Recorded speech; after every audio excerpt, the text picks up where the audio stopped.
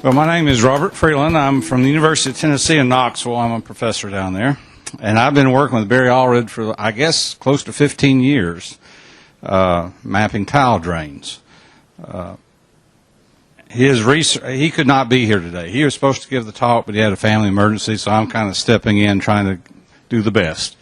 The research rationale that he gives for doing the research is you have 31 million acres up here in the Midwest containing drainage systems, and sometimes I understand you lose your maps. Maps are lost and tile drains are lost and whatever.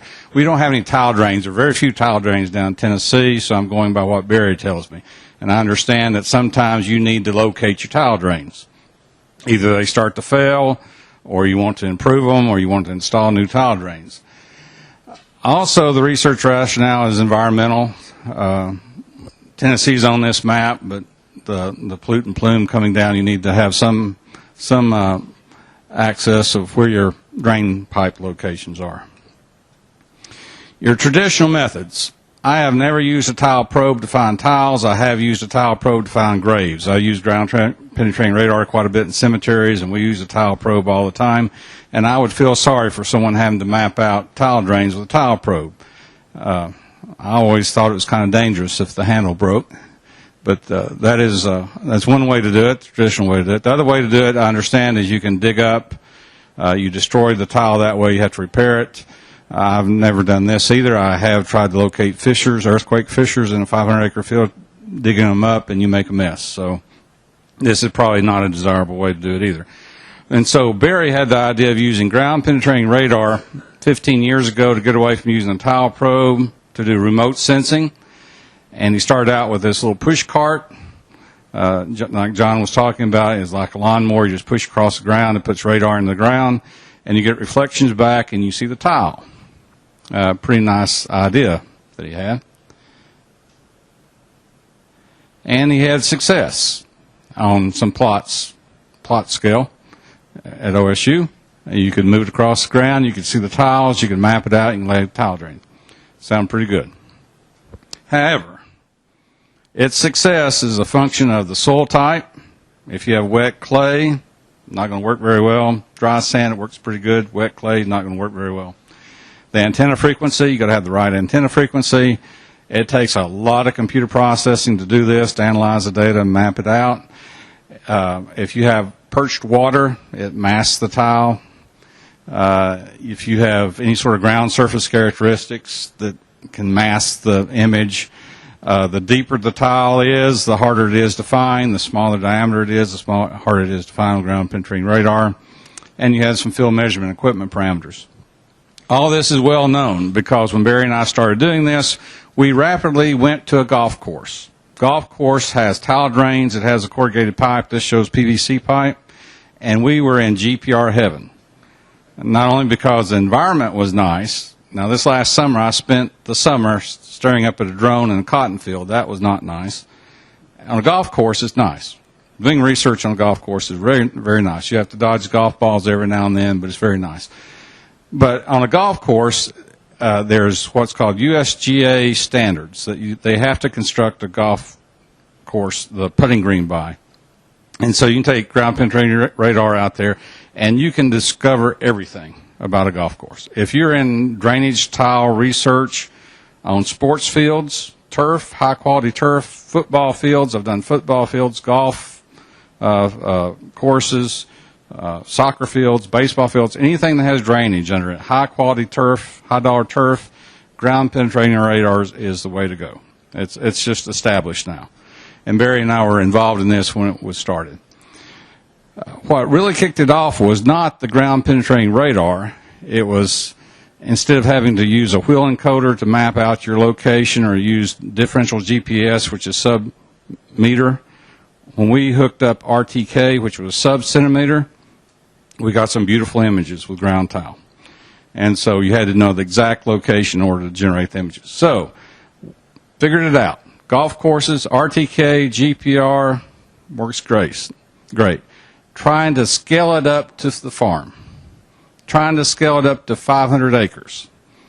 I have never mapped 500 acres of ground tile. I have mapped 500 acres of earthquake fissures with an apparatus, with a cart, with an antenna behind it. It is not fun. Okay, I look at this. You want me to map this? I can imagine 1,000 acres. 50, it's just, it's unbelievable. It is, you spend days and days doing 10-foot transects going back and forth. And that's not the bad part. The bad part is processing the data. Getting the data and picking tiles out and mapping them, or in my case, fissures. It is very, very time consuming. So going from the smallest plot scale to the farm scale was the problem with using GPR. It could possibly be done with enough money and enough equipment, enough technology, but right now it's just not feasible to go with ground penetrating radar. And so we had the idea of looking at aerial imagery. Looking at the farmlands up here in Ohio, you get on Google Earth, every now and then you can see some tiles. Ever notice that? You can scroll through there and you see some tiles. You can do the historical image, the clock up there, and scroll back, there's a tile. Now sometimes you can see it, sometimes you can't see it. Why is it sometimes you can see it, why is it sometimes you can't see it? Say again? Different water for the growing season. Growing season, right. Now Barry had his research technician this last spring use Google Earth Pro, NASA Whirlwind, Earth Browser, Zoom Earth, Bing Maps, and Marble. He looked at all these, and when were you able to see the drainage pipes, drainage tiles, and where were you not? What was going on? Now here's some examples of when you can see them. All right. They just pop right up. And if everybody could do this, it's fantastic. Now what's going on here? Well, the first thing you noticed was it was in the spring. Now some people say that you can see it with a crop on there and the crop's growing better in certain places. You can see the tile. Where you can really see it, early spring, right after rain, there's some drainage, and this is the kicker, no residue. That's the kicker, no residue. So here's some, these are from Google Earth, and just happened to catch it at the right time, saw it. So if it's at the right time, but we need a field, how can we get it? And so instead of having Google Earth do it for us, or finding another product or aerial image it, why not just capture it with a drone? Fly it with a drone, fly at the right time, and capture it. So that's what our research is doing now. Now, when you look at Google Earth, not all the time that you see something that looks like a drain tile or drain pattern is. So you have to be careful. I mean, you guys are drainage experts. You know the correct spacing. You need to go to a drainage point. You look in on it and you see an equipment turn. You know that that's not drain tile. So you got to have some, little bit of interpretation of the map. So not all parallel features are drain maps. Now, this is where I come in. Like I say, down in Tennessee, we have very few, if any, well, along the river we have some drain tiles, but very few drainage. We're doing remote sensing mapping. We're doing it for replanting decisions, nutrient deficiencies, insect disease detections, drainage issues. So if we have a wet spot in the field, we detect that. This is a big one. This is what's really coming out now is crop insurance claims. You fly the field, got a picture of your crop, you have a damage, fly it again, you have a crop insurance claim. So, yes, this is the biggie for drones right now, crop insurance. Probably the way from talking to the pros in it.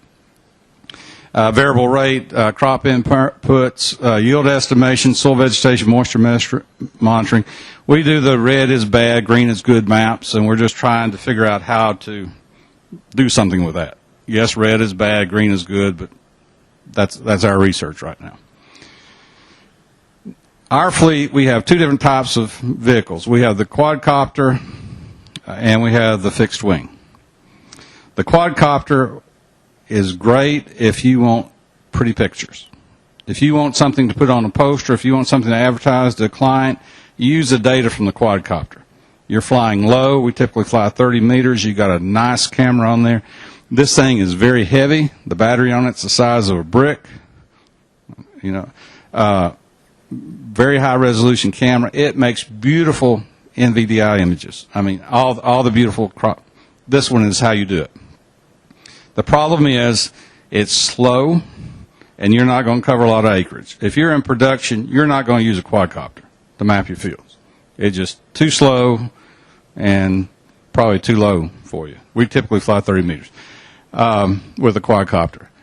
Now, what's nice about it, you don't have the problem here in Ohio, but in Tennessee we have a lot of trees around our fields, so you got to go straight up and straight down. You don't have a place to land. Quadcopter can go up, come straight down. It's less expensive, so you can get some fairly inexpensive quadcopters.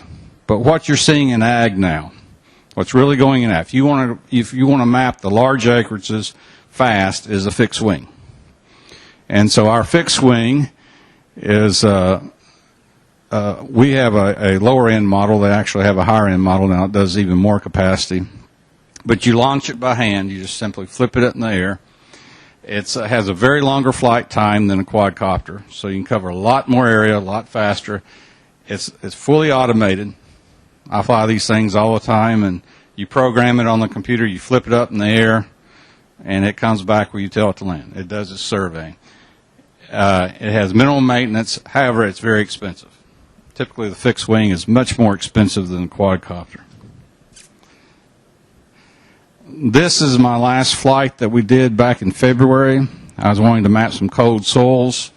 In Tennessee, it was 72 degrees on this day, so I didn't get my cold soils. But this is the track. The flight was at 100 meters. The photographs were almost video. The camera I was using to do this was not the snapshots that you normally would see. On 135 acres, it took over 7,000 photographs. On a typical NDVI image or a RGB map, you'd probably see 700 images. This was 7,000. If you ever seen one of these things fly, they look just like buzzards.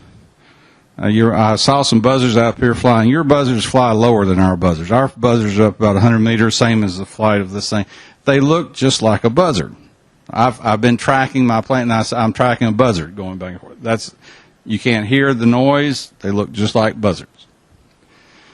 This is the data when you post-process it. Each of those red dots is a photograph. And the way the computer works is that in every photograph, it tries to find one dot, one point on the ground, and match it. So in all those images, the computer is trying to find it. In all those images, one pixel on the ground. And it recreates that pixel.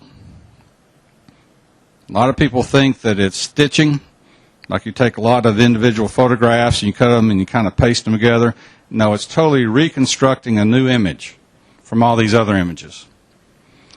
By doing it this way, it can get 3 dimensions. So you can get some very high resolution 3-dimensional data. So all the pictures that have this one point in the field, they're used to recreate this one point and create a new image. This is a camera that Barry and I are using to map or trying to map drain tile. It's a thermal infrared camera. It senses between the 7 and the 13, micrometer wavelength up in the infrared. This is about the size of your hand, the camera, and it fits in the back of the drone pointing down. Now, infrared heat sensing is different than visual. If you look at it in the infrared spectrum, this guy's got his hand up in a black plastic garbage bag. If you notice, it's transparent in the infrared, but his glasses are opaque, doesn't go through there. So things look different infrared than visually. So this is the same data set that we had with the thermal camera, and it's going through, and the computer is processing the image. Each of those pixels is recreated from the rest of them. It takes a lot of horsepower. The computer to do this, it takes 12 hours, and it's very intensive. On the left is the thermal map, and on the right is the RGB map. The left was flown with a thermal camera, and immediately after that we flew it with a Sequoia camera. Any of those use a Sequoia NDVI camera, recreated. If you've been to the Mile and Field Day in Tennessee, this is the parking lot of the Mile and Field Day. Here's a truck with the engine running. And notice how dark it is there? That's because in the infrared, you have to deal with sunlight. The sunlight, that's the radiation, the heat being reflected back is in the image. And so this is reflected heat. Now, if we just zoomed in on this black area and told to display it, it would normalize the image and you could see it. But since it's having to normalize for the entire image, it's having to take into the effect of the direct infrared energy coming from the sun. And this is sloping downhill. And so you could sort of like being in the shade, but it's not in the shade. It's just that the amount of infrared energy being reflected back from the sunlight is not as strong on the slope as it is where it's flat. And visually, you can see just fine. In the thermal, I did not add the false color here, but white is hot, black is cold. The maps come out calibrated, and they have a grayscale, and they're rated in degrees C. The camera can give, I think, accuracy up to 1/10 of a degree C. Here's a field in the RGB. Again, we don't have any drain tiles yet. I've not flown up in Ohio. This is RGB with a Sequoia camera. And with the thermal camera. What really stands out here is residue. There are some white spots here. I don't know if you can tell from there, but see these white spots in the field? I thought, well, those could be fire ant hose, fire ant mounds. They could be, what? I mean, residue? You're getting close. Okay, this is a research site that had corn, cotton, and soybean residue. And some of the worst, the cotton and the corn residue interfered the most. The soybean residue interfered the least. And these white spots is where the research associate pulled up the header, because the header was on soybean harvesting, and he lifted it up. And those white spots are simply 4 to 6 inches of soybean stubble in those spots. So that is the difference that residue is having the effect on the temperature reading. We went out to the field and we scraped away the residue. Now, it's 72 degrees on this day in February. Scraped away the residue. It was 10 degrees cooler underneath the residue than on top of the residue. Okay, the residue is drier. Think of soil. Our theory on this is that dry soil is going to be warmer, and cold soil is going to be, or wet soil is going to be colder. That makes sense? Water acts as a capacitor to heat, and so the wet soil will hold the heat, or be slower to cool up in the morning. In the afternoon, you'll have the inverse of that. The dry soil will cool off faster, and the wet soil will stay warm longer. So you'll have the flip of it in the afternoon. So that's our theory. On using the thermal camera, is what we're trying to do is map soil temperature where water moisture affects the temperature of the soil across the field. Now, the satellite imagery. We've not done the satellite imagery yet, but Jonathan Thine at Illinois State, he has tried this approach. He's looking at Landsat imagery, the shortwave infrared, I believe that's what it is, approach. And what he has is he has imagery of when it is dry. And then he waits after a heavy rainstorm, a couple of days, and looks at the same spot, same imagery. If there is no change, that means it's going back to being dry. It was wet, it's going back to being dry. There's no change from when it was dry. And so that area he's classifying as probably being tiled. Now, if there's change, if it was dry and you had a heavy rainstorm event, 2 days later it still has change to it, that means that it's wet, which means it is not probably tiled. So he's come up with a scale, and the scale is not drained, which is the light purple, to definitely drained, which is the gray. That's been his approach using satellite imagery.